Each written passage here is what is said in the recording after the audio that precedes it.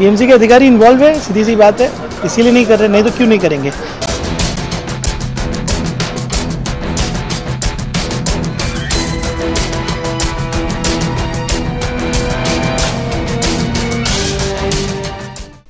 मासिक महासभा बैठकीमध्ये बीएमसीच्या सभागृह नेत्या तृष्णा विश्वासराव यांनी फेरीवाला सर्वेक्षणाचा मुद्दा चर्चेसाठी मांडला जावा अशी मागणी सभागृहात केली होती।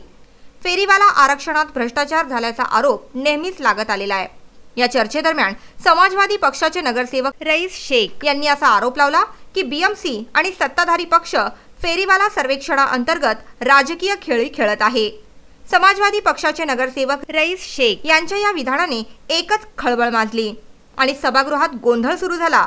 नाईलाजाने महापौर सुनील प्रभू यांना सभा स्थगित करावी लागली।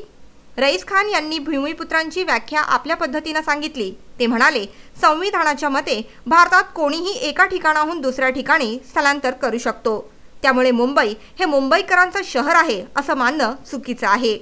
त्यांनी पुढे असंही सांगितलं की बिहार आणि उत्तर प्रदेशमधून काही लोक मुंबईला आली आहेत। आक्रोशित होऊन त्यांनी भाजपाच्या नगरसेविका मीना दोशी यांच्याकडे इशारा करत सांगितलं की तुम्ही देखील गुजरातमधून आला आहात।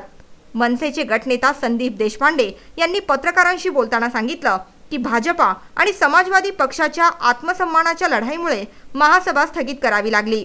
मला खरोखर वाईट वाटतं, भारतीय जनता पक्ष आणि समाजवादी पक्ष यांनी मुंबईच्या प्रश्नाचं गांभीर्य या दोन्ही पक्षांना नाही आहे हेच यावरून सिद्ध होतं आहे। पण मला असं वाटतं भारतीय जनता पक्षाने आणि समाजवादी पक्षाने या दोघांनाही मुंबईच्या प्रश्नाच्या पेक्षा स्वतःचा वैयक्तिक इगो हा खूप महत्त्वाचा आहे, त्यामुळे किती त्यांना मुंबईबद्दल असतं हे आज सिद्ध झालेलं आहे।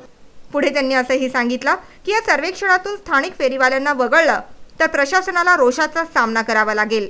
असं आहे, जर प्रशासनाने जे वाढलेले फेरीवाले आहेत मुंबईकरांना या विळख्यातनं जर सोडवलं नाही, उद्या मुंबईकर रस्त्यावर येतील आणि त्याचे जे काय भयानक परिणाम होतील त्याला प्रशासन जबाबदार राहील अशा प्रकारचा इशारा आज आम्ही या सभागृहात दिलेला आहे। ब्युरो रिपोर्ट NMTV बातमीपत्र।